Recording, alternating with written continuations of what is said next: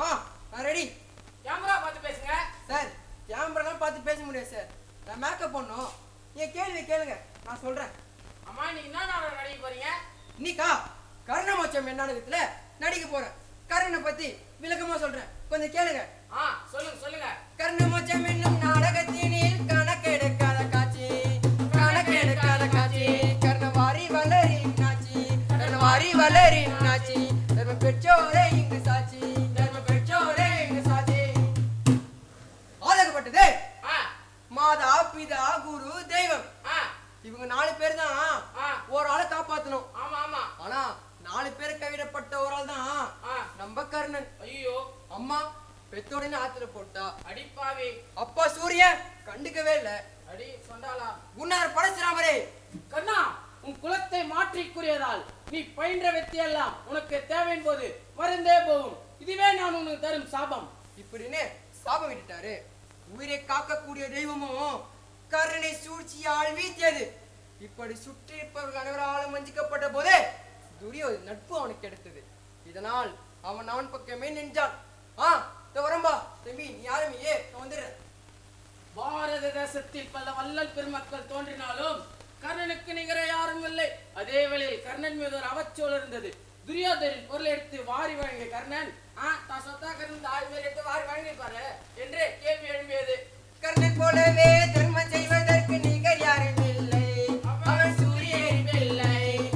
தர்ம வழியில சூழ்ச்சிகளை கொண்டு கவசத்தை வென்றான். இந்திரன் கவசத்தை வென்றான்.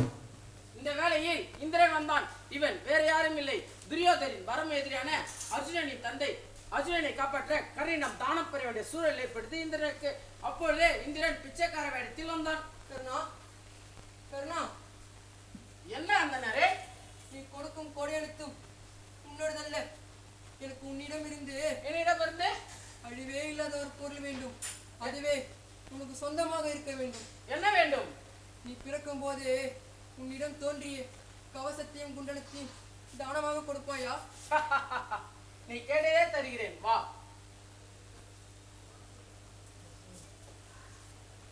என கிருஷ்ணன் கர்ணன் தாயிடம் சென்று உன் 5 பிள்ளைகளை வீழ்த்த போவது யாருன்னு தெரியுமா? நீ ஆட்சியில் விட்டாயே உன் மூத்த மகன் கர்ணன், அவன் தான் உன் பிள்ளைகளை வீழ்த்த போகிறான் என கிருஷ்ணன் சொல்ல கேட்ட தாயும் கர்ணனை வஞ்சித்தார். கர்ணா, கர்ணா. என்ன தாயே? எனக்கு 2 வரங்கள் வேண்டும். என்ன வேண்டும்? அர்ஜுனை தவிர மீது யாரையும் யுத்தம் செய்யக்கூடாது. அடுத்து பிரம்மசரத்தை நீ ஒரு முறைதான் பயன்படுத்த வேண்டும். அப்படியாகட்டும் தாயே, நான் 2 வரம் கேட்பேன், நீங்கள் தருவீர்களா? என்ன மகனே? நான் தான் அண்ணன் என்பது போர் முடியும் வரை என் சகோதரர்களுக்கு தெரியக்கூடாது. அடுத்து போர்க்களத்தில் என் உயிர் போகும் சூழ்நிலை ஏற்பட்டால் அது உன் மடியில் தான் போக வேண்டும் தாயே. கர்ணா, மடியில் தான் போக வேண்டும். எனும் தாயும் அழுது கொண்டே சென்றாள். குருஷேத்திர போரில் 17வது நாளில் அர்ஜுனனும் கர்ணனும் போரில் சந்தித்தனர். அப்போது கர்ணனின் தேரின் சக்கரம் சேற்றில் சிக்கியது.